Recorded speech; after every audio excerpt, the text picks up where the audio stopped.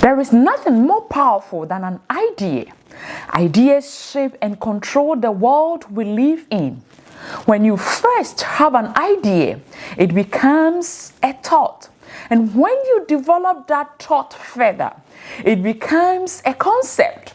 Concepts are like the building blocks for our dreams, and they help us to make sense of life and how we live it. Everything humans have created started as an idea in someone's mind. That is why people often call inventions as brainchild. In simple terms, our minds take the ideas, turn them into concept, and then becomes visions. And finally, those visions become a reality. Concepts are as important to life as blood is important to the body. This is probably what King Solomon meant when he said, "As a man thinks in his heart, so is he." We are shaped by our concept, or we are shaped by the concept that we hold. Psychologists talk about self-concept to explain how we can see and value ourselves.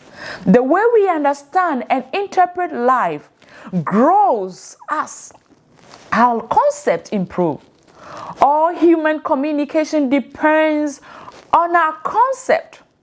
We can make sense of life as well as our concept allow. The clearer and the more accurate our concepts are, the better we can understand ourselves and the world around us.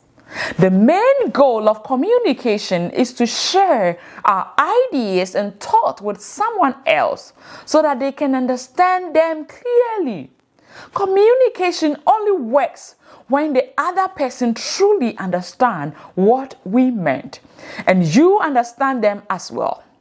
If your ideas are wrong, your understanding will also be wrong or incomplete. And you can only really understand something if your ideas and concept match up. And those should be based on God's truth. The original idea always starts in the sender's mind. And this is called a precept. It's the first idea or thought. The precept. To truly understand a message, you need to clearly understand the sender's original idea. That is the precept. Good understanding comes from having the right precept and concept. When there is a mistake, it usually means the receiver misunderstood the sender's idea. Many of us were born into the wrong environment, I say.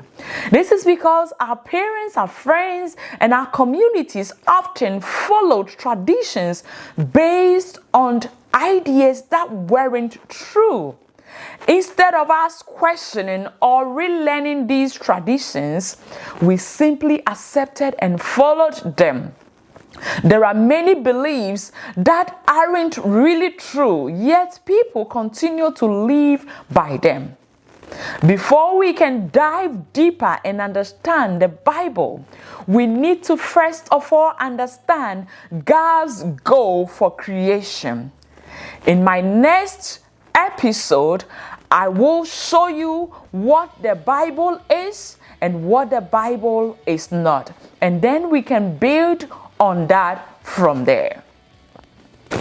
Before I bring this episode to an end, I would like to acknowledge that Jesus Christ is my Lord. The Holy Spirit is my teacher. I'm truly grateful to the ministries of Kenneth E. Hagin, Dr. Aromi Osai, Apostle Joshua Salman, Dr. Myles Munroe, Pastor Chris Oyakilome, for their biblical teachings which has shaped my spiritual growth. And I will see you in my next episode. Shalom. Peace.